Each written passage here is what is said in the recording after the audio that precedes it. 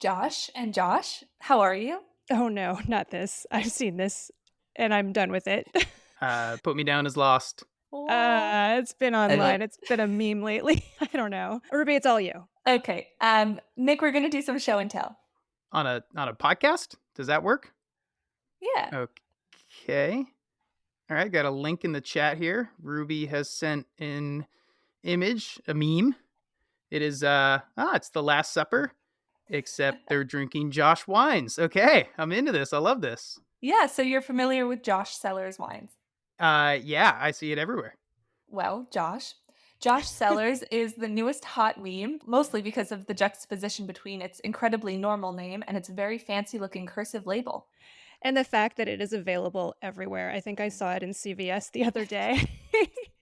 And it looks so fancy, but it's not Joshua. It is just plain old Josh. Like the guy you'd borrow a lawnmower from. It's just Josh. I I do love the name. I feel like if you put my name on a label, like a fancy cursive Nick, I think it would look pretty goofy. It's kind of like in Friends, Rachel's going out with that guy, Joshua, and they all call him Josh, and she's like, "It's Joshua." And anyway, so because the internet spawned so many weird and wonderful things, people are now making memes featuring Josh bottles, like putting them on the table of the Last Supper painting or photoshopping them into pictures with Drake and calling it Drake and Josh. Loved that show. Great show. There's a particularly good tweet, and not that I even look at X anymore, but I saw this one from a user. I think the handle is JCAC that says, "I'm going to start calling all wines Josh the way we say Kleenex to mean all tissues." That's that's brilliant. Do we dare do that for the rest of the episode? No matter what the content of the news is, all wine is henceforth known as Josh. Yeah, I don't think I'll be able to do that with a straight face. Yeah, no, Nick was just joshing you. Oh. Okay.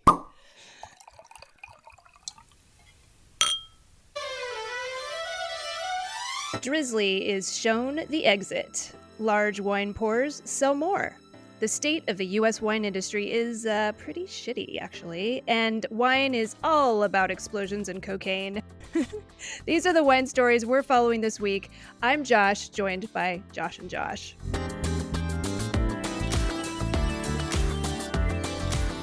So first on the Josh news docket this week is the closure of Drizly, the alcohol delivery service that was swept up a few years ago by Uber for a cool 1.1 billion. Yeesh. I think this news was surprising to everyone and no one, because on the one hand, why would you pay that much money for something just to close it down? On the other hand, Uber already has a behemoth of a food delivery service, and they are likely just rolling Drizly right into Uber Eats, which already does some of its own alcohol delivery. Yeah, it's also important to note that Drizly was under the close watch of the FTC because of a major data breach in 2020. Thanks to that, the FTC limited what data Drizly could collect, which likely hampered aspects of their business. All right, I know a lot about wine memes and a lot less about wine business. What does this mean for the wine world? It sounds like things could just remain the same, just under a different name. Yeah, it remains to be seen. Some business news outlets are reporting this as just a reshuffling, not exactly a buy, strip, and flip, as they say in the finance world, but it does look to some pundits like Uber may have kind of sort of just bought Drizzly in order to, kind of just suck it dry and then shut it down. Yeah, call me a corporate pessimist, but I'm with Wine Searcher's Blake Gray on this one. As he notes, the Wine and Spirits Wholesalers Association was pretty involved in helping to build Drizly and even invested in it because they were excited for a chance to build an alcohol delivery service that was legally compliant, which is unfortunately, I guess, difficult, and followed the three-tier system. Drizly drivers were even trained on how to handle alcohol, so Catherine's bottle of William Fiv Chablis would arrive intact. That is exactly the kind of thing I would find through Drizzly for sure. Well, so yeah, this is interesting because it sounds like one instance in which the three-tier system actually works really well. But I do want to clarify about those Drizzly drivers. It's important to note that Drizzly did not hire or contract its own delivery workers. Quoting from Axios here, Drizzly provided back-end tech that let local liquor stores provide their own deliveries. Oh, okay. So if I'm following, there's some concern that alcohol delivery with Uber Eats could be a bit sketchy. And freelance delivery workers without training might be tossing around your champagne. Yeah, what is the old, Silicon Valley adage? I think it's "Move fast and break things." Don't do that with my champagne Uber. They will. They almost certainly will. I'm in Maine, where we always get things late, so this doesn't really matter to me because I don't think we have Drizzly, or maybe we do, but at this point, I guess we won't. Yeah, you definitely don't, Nick, because I don't know if you remember, I sent you a bottle of champagne for your wedding, and I actually had to pick up my phone, dial my phone, and have multiple conversations with human beings. It was, like, so old school, I couldn't believe it. But you know what? It was wonderful as well. That's vacation land. Don't worry, folks. I've got a handle on this next story. And if you pay your bills with wine money, you won't like it. Ooh. Shit. Okay. A new study by the University of Cambridge found that removing the largest wine pour option from a menu reduced wine consumption by 7.6%. That's no small amount. Ooh, no, that is not. And let's set this up a little more. Sometimes wine bars, tasting rooms, and restaurants will offer a couple of different options for glass pour sizes. You may have seen a wine bar or a tasting room that offers a 2.5-ounce taste or a 5-ounce full glass. Well, this is something you see a lot more frequently in the UK and in Europe. For example, in Italy, you might see a quarto or a mezzo, that's like a quarter or a half bottle. Or in France, you might see a demi, which is demi bouteille, which is a half of a bottle. But apparently in the UK, pubs commonly also offer a 250 ml single serving, which, as far as I'm concerned, is technically known as a giant ass glass of wine. Yeah, Jesus. So, Lewis Thomas, writing for Drick's Business, reports that these researchers had 21 pubs remove that giant ass glass of wine option from their menus for 4 weeks to see how it impacted overall drinking. The researchers found that consumers seemed to think of drinking in terms of units, that is, glasses of wine, and didn't pay much attention to the milliliters or ounces. So they would just have two glasses like they did before, but they were consuming less liquid.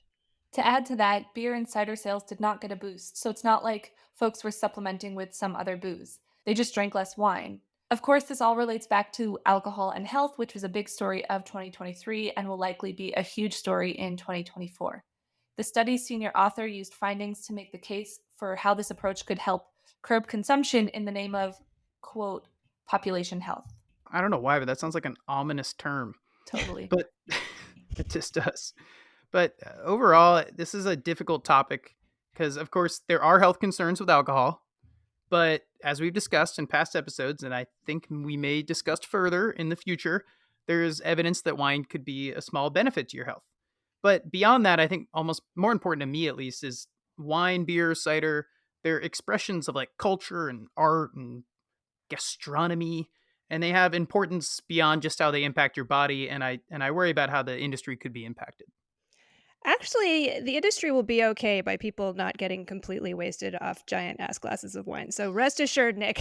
The study notes that premises did not lose money as a result of removing that largest serving size for glasses of wine, perhaps due to the higher profit margins of smaller serving sizes of wine.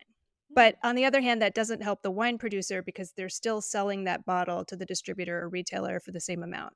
Yeah, I will note that a 250 milliliter pour is, I just looked it up, it's a third of a bottle of wine, almost 8.5 ounces. And that's really hefty. Whew, that is a fat pour for sure.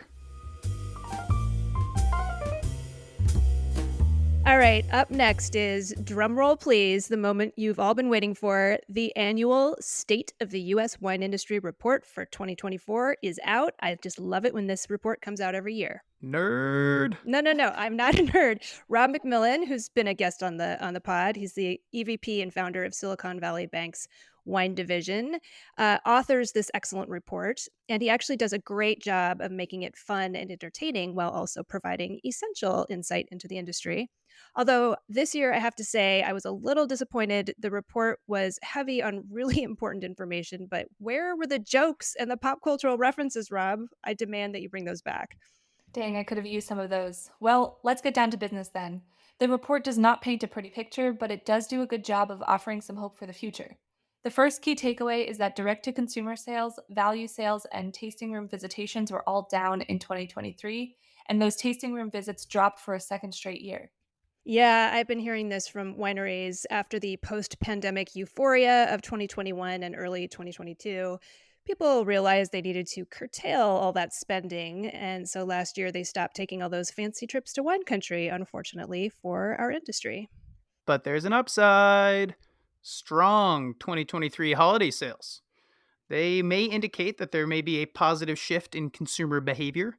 I know I called Catherine a nerd a moment ago, and I stand by that, but I tend to follow financial news pretty closely, and I keep on reading about positive signs of growing consumer confidence. So let's look on the bright side.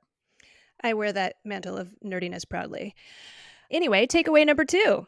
Fewer US consumers have been drinking wine and instead choosing ready to drink cocktails, cannabis. They're also just abstaining altogether and they are drinking spirits. And I think it's all Ruby's fault. You and your Yep. friends and your flavor forward cocktails. Ruby, how do we get you to drink some I'm wine? so sorry.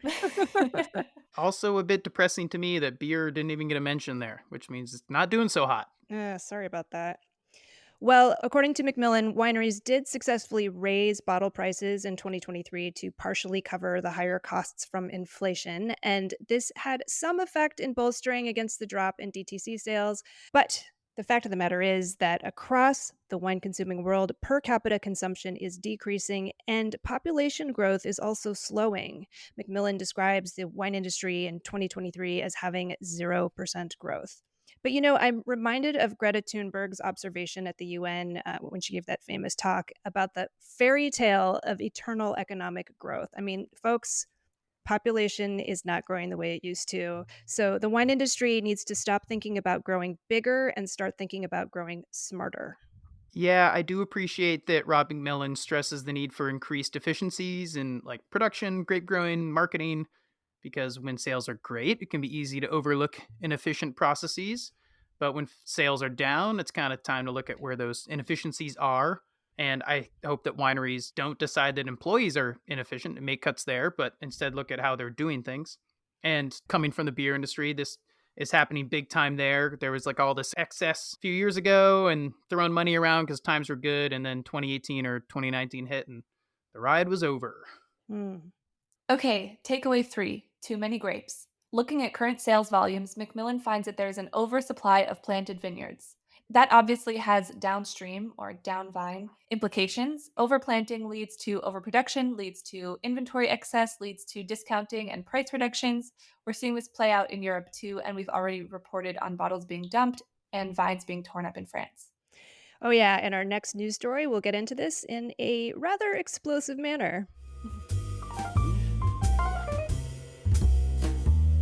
For our fourth news story, we just wanted to take a quick look at how wild the wine world can get sometimes. Yeah, sometimes it's stuffy Bordeaux snobs, and sometimes it's explosions and cocaine. Okay, spoiler alert, but yes, we might just have to call this episode Explosions and Cocaine. All right, guys, do you want to start with cocaine or explosions? Explosions. Cocaine. Uh-oh, we better rock paper scissors this. Again, on a podcast, does that work? I mean, just say it out loud. Are you ready? One, two, three. Rock paper scissors. Go. Rock. Scissors. Damn it. Okay. Okay, explosions. And we're only talking about this lightly because no one was hurt. Oliver Styles of Wine Searcher brings us this story. Last Thursday night, an explosion rocked the lower floor of the Regional Directorate of Environment, Planning, and Housing Government building in Carcassonne, which happens to be the name of a game that I really like, blowing out all the windows. The floor was unoccupied and under construction, so looks like someone was sending a message. Yeah, and apparently that someone was the Comité d'Action Viticole because their name was found inscribed on the exterior wall. This is the Ode Wine Growers Union leader, Frédéric Ruinart. I'm quoting here. He says, he does not condone this kind of act, but he put the blame on the government and specifically the agency that was targeted for costing wine growers dearly with their policies. Yeah, this is the same guy that had zero remorse about shipments of Spanish wine in southern France that were destroyed by winemakers in protest. He's got this like mafia vibe about him, maybe only because I've been watching a lot of Sopranos lately, but he's like, hey, bad things will happen. I don't condone it, but I can't help it. Okay, yeah. Catherine did bad French accents a few episodes ago, and this is my turn to do bad New Jersey Italian accents. But Anyway, we're going to move on to cocaine. Oh, yeah. So, and I just want to say, I promise we won't bring stories from the same two news sources every episode, but Wine Searcher and the drinks business were on point this week. And as the drink business reports, 444 kilograms or 979 pounds of liquid cocaine were found in boxes of bagged wine in Hong Kong last month. Wow. I am admittedly not a cocaine user, but that sounds like a lot. And I also have to do a quick Google search on what liquid cocaine is because I've never heard of that before. I'm happy to say I have not either. I just feel very healthy for Yeah, not that's knowing what kind of that a relief that I'm not the only means. one. It seems like it's okay, so it's a thing, liquid cocaine, but it's also a shot, like Oh. a cocktail shot. Oh. Oh, I'm I would try seeing that. Maybe our mixologist listeners can tell us more. I'm seeing it's like a mixture of well, one recipe has Southern Comfort, peach schnapps, and cranberry juice. One has peppermint schnapps, Jägermeister, and Goldschlager. Ew. I'm Okay, never intrigued. mind. Oh, actually, That's I don't know if I want to try this. Never mind. that sounds disgusting. Anyway, back to the liquid cocaine. Yeah. So yeah, apparently this is the largest seizure of liquid cocaine since records began in Hong Kong. So yeah, that is a lot. And apparently wine bottles are a popular way to transport liquid cocaine because a couple was arrested in Shanghai not too long ago with 32 bottles of wine filled with the stuff. If we're worried about folks not drinking wine, I guess maybe one way to fix that is to add a highly addictive substance. Oh god. You know, that's how they originally sold Coca-Cola. Ah, see? There's precedent. You're not wrong. Well, to top off our little serving of cocaine, we now have our dessert wine course. Ruby, you totally intrigued me when you mentioned there's a game called Carcassonne, so I want to hear all about it. Yeah, it's a game that I've played a few times. I actually didn't know if I was pronouncing it correctly, but we'll call it Carcassonne. Okay, so this is I don't know if it's technically a board game, but it is like a tile-based game. I'm assuming it's based on the place in France now that I know more about this. And yeah, you get a bunch of these tiles that all sort of fit in with one another, and you build a really pretty little French, what's the word? Not cityscape. I'm doing it with my hands. Landscape? Landscape, thank you. We got to stop I'm doing visual so- things on this podcast. I'm so ingrained in the city, I can't even think of what a landscape is. You build terroir. Exactly. Yeah, and there's like rivers and roads and little buildings, and it's I'll post a photo of it this week so that everyone can see what it looks like. Oh my gosh, I'm looking it up and it looks really fun. I'm totally going to order this game. Yeah. And folks, one thing that came up before we started recording that Ruby's not telling you is she claims she's pretty good at this game. So if you ever play with her, report back. I can attest to that I'm quite good at this game. I'm not great at every board game, but the ones that I am, I will tell you that I'm good at. I was going to say, if you switched your beverage of choice from a flavor-forward cocktail to wine, I think you'd be better at Carcassonne, just saying. Ooh. There's correlation, maybe causation there. Yeah, that feels a little spicy. I don't know. I'm just going to keep nagging you about this, Ruby. I actually had really great wine last night. I drank it and I enjoyed it. I don't know what it was. It was an orange wine. Of course it was an orange wine, because you're in Brooklyn. Oh Someone brought it to a party and I drank it and I enjoyed it. There's hope. Well, this has been the Four Top Podcast. I am actually not Josh. I am our executive producer, Catherine Cole. I am our producer, Nick Josh Toole. And I'm media and design manager, Ruby Welkovich. Keelan King is our sound supervisor and the composer and performer of our wonderful theme music. Please visit the website, thefourtop.org, to learn more about us and listen to back episodes. And if you have not already done so, please subscribe to The Four Top on iTunes, Spotify, or whatever your favorite podcast app is. And please leave us a very high rating. 5 stars. Yep. This is important because every rating feeds the algorithm and it helps new listeners find The Four Top. That's right. Well, I am en route to the Dundee Hills now for a little sparkling wine conference. So this is Catherine Cole signing out. From the rugged, flooded coastline of Maine, this is Nick Toole signing out. And from the land of orange wine, Brooklyn, this is Ruby signing out. Stay safe out there, and thanks for listening.